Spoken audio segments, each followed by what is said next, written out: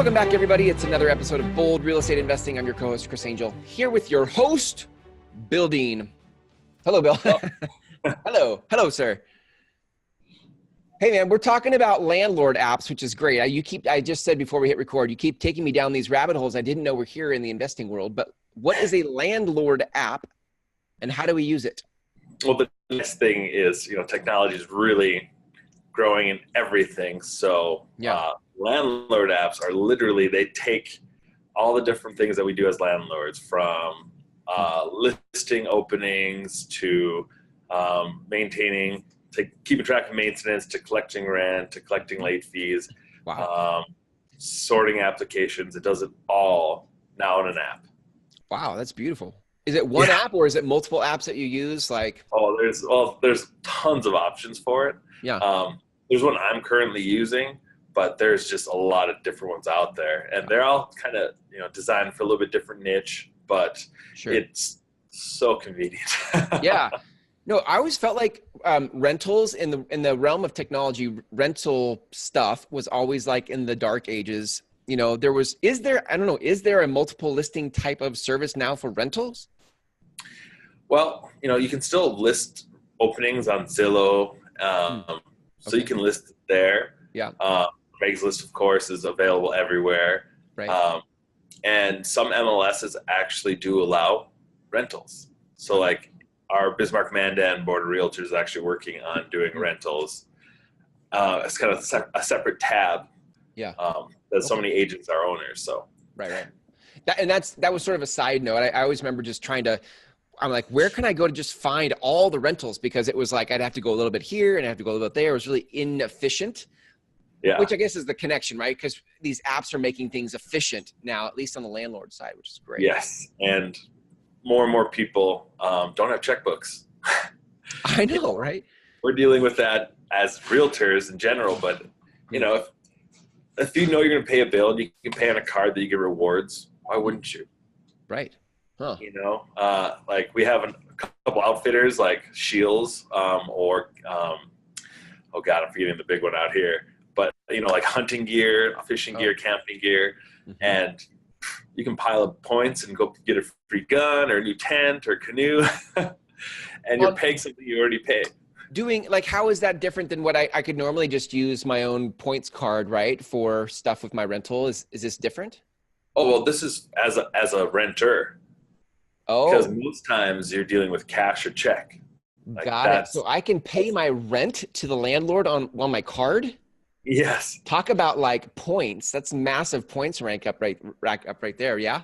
Yeah. I mean, let's say you pay $500 a month, $6,000 worth of points. And if you're in a higher area, you're spending $1,500 a month. Got it. So the landlord has the app to take the payment. Yep. Which allows the renter to use their card and their points got it. So that's a win-win. That's a win for the landlord and the tenant. Yes. No, it's actually fantastic. I wonder if that makes it almost more, I wonder if that makes you had talked a while back about branding yourself as a landlord, like having a brand. And it makes me think like if your brand as a landlord has these added values, like, oh, as a renter, I can actually give you my card and every other option for me doesn't. I might choose your rental over other rentals because I can use my card. Oh yeah. Well, it helps distinguish yourself because some of your big apartment complexes will have that already. They'll have software that they out the nose for. Yep. But like the cool thing is like the app I'm using was free. Wow. So I was able to download it. Because I had a new renter who, hey, I don't have a checkbook and I can't go to enough ATMs to withdraw rent in a day. Right. So, all right. So that started my search. And then I looked at a bunch of different apps, found one that was my size, my fit, and set it up. 2 days later, he had it set up. 2 days after that, check was in my account. Wow. And I mean, people could use some stuff like PayPal or Square, I would imagine, for some of those types of things. Yes? I'm sure. This one isn't that big, we'll say. There is one called AppFolio. It's not the one I'm using, but AppFolio is very, very big. Yeah. It can handle thousands of units through one app interface. Right. but they have a few more options. Like typically what I can do now, and most of these apps can do, is credit card, some debit card, and then ACH, so an e-check. And that way you don't have those fees associated with running a card. Right. Sorry, I'm cutting you off, but go ahead. That's all right. Well, I was just saying it's just so convenient because you can set the date. It automatically assesses late fees. So it's kind of a no excuse. Hey, I think that's kind of my point. I mean, you could use PayPal or Square or different types of payment portals, but from what I'm understanding, you saying like these landlord apps actually will integrate to additional things about the rental process. So maybe if you have a contract and you have specific late fees that can get assigned, I would imagine it might track other things like utilities Maintenance is one thing. Through the app, they can actually take a picture of something like, fridge door fell off and take a picture. Right. Okay. Well, now that's in my network, my systems. And then there's actually one of the first apps that got me started it was designed. It's actually, I saw the pitch deck for it. It puts out to bid the repair work for you. No way. Yeah. So you don't even have to, you can completely be hands off, remote free. It says, hey, AC repair, and it will put it out to bids to the local contractors in the area. They bid and then they go fix it, and you don't ever have to go on site. Can we do that for homeowners? Does that work for homeowners too? I'm like, I want that for just homeowner stuff. Well, maybe you can say it's your own rental. I'm renting for myself. That's amazing, dude. I love technology when it makes everything so easy like this. It's amazing. Tease me some more with other things that it'll do. Well, the maintenance was the big thing for me, but so on the application side, that's another huge thing. Because your application process is your most important step in my eyes, because you truly get to pick your investor. I mean, that sounds kind of crazy, but you're putting someone who you expect to pay you every single month, and the quality of your investment is directly dependent on your ability to screen well. Right. So you can't be biased or anything as far as like fair housing, equal housing. You have to just have the same rubric for everyone. But this process now, I can charge people to apply, which will wean off a bunch, or I can choose to keep it free. But that way it's all filled out online. No paper, no anything. So like what I was doing is I always made my applicants print off my application. Yep. That way, kind of let me know, like, hey, if they can't print off my application, how are they going to manage in my property? Right. That was kind of an early indicator of what I was getting into. But that whole process, not only does it have those forms for you that they can fill out online, so no more paper, direct fill out, you're getting the same consistent detail, and if they can't fill out something, it kind of ends right there. Right. But they'll also blow your vacancies up, which means they'll post it on, like the one I was just reading about, those 40 different websites they'll post to. So like your Zillows, and then there's like Rent, and all these other places as well. So it integrates. There's some API where it'll actually integrate with these other platforms and make your listing or your vacancy a listing on these platforms. Yep. Yeah. So if you logging into Zillow and then logging into your Craigslist and then logging into whatever, I mean, all these different listing services, you can just hit that. It sends it out. Time saved. It's out there. I mean, of course there's upgrades, but just yet again, saving time. Does it will the application piece of it do like background checks or credit checks or anything like that? Does it have that functionality? Yes. Yep. Wow. So, and that's why they pay actually. So the screening, the application fee actually goes towards paying for the background check, paying for the rental history. So yeah. Wow. So much easier. This is a nuance. This is just a nuance. I would say like, I remember a couple of years ago, we were talking about what's native in marketing. Like how do people natively behave on Facebook? And that's different than how people natively behave on LinkedIn. Like people behave different, same person behaves differently in different environments. And I would think like, if this were analog and I were printing off your application, and then I had to give you some sort of an application fee through a check. Like that whole process just feels off-putting to me. But it is very native to be online and to simply swipe a card or run my card through something in an application process online. You know, like I buy something on Amazon probably once a week or more. It's very easy for me to exchange payment online because it's native behavior versus it's not as native to write a check or go to the ATM and pull out cash for some type of a, you know, application fee. Well, out here in the slightly behind the times area, I mean, it's still most common to most apartment buildings have that check slot or whatnot.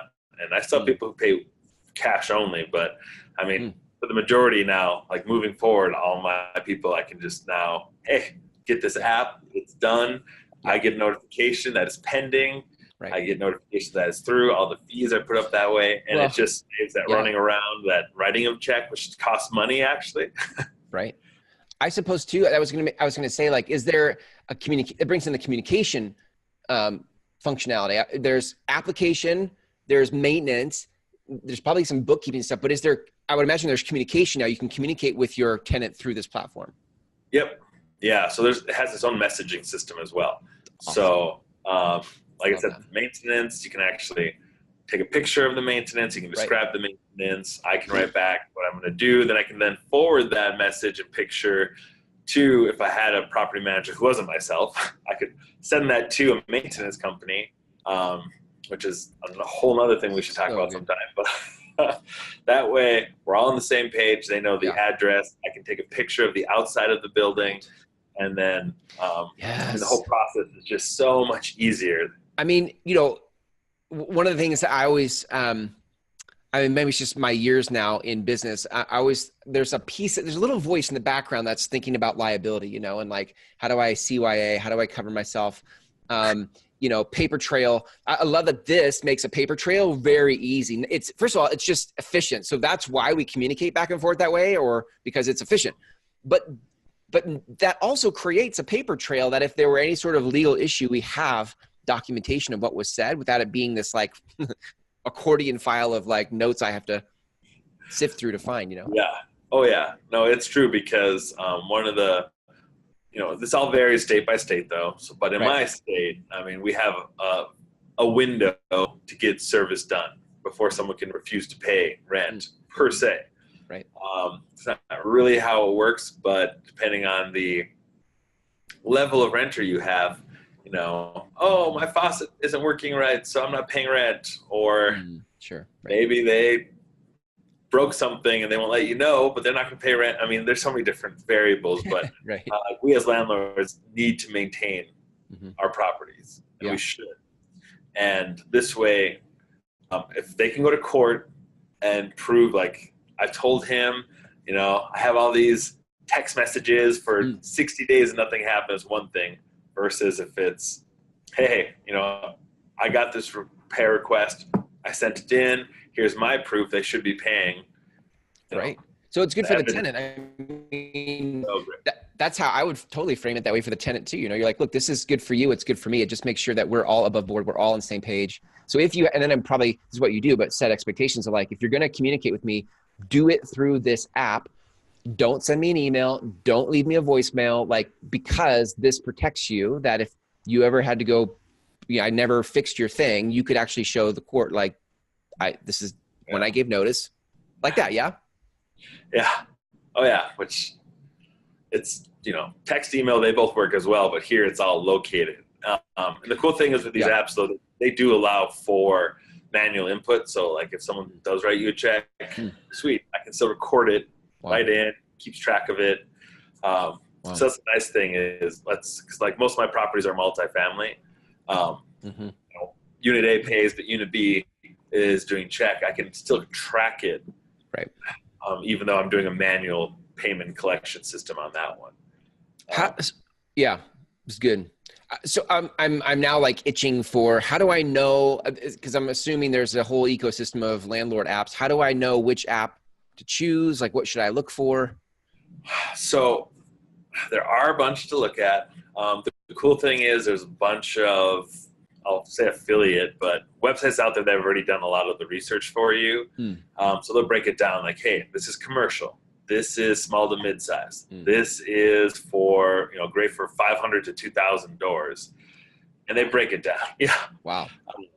And there are softwares that you will pay for, but they'll have more features and benefits. But for me, because I only have a few units, even though I'm looking at doubling in the next probably 6 months, it's just it's free. It charges the people who are using the features really.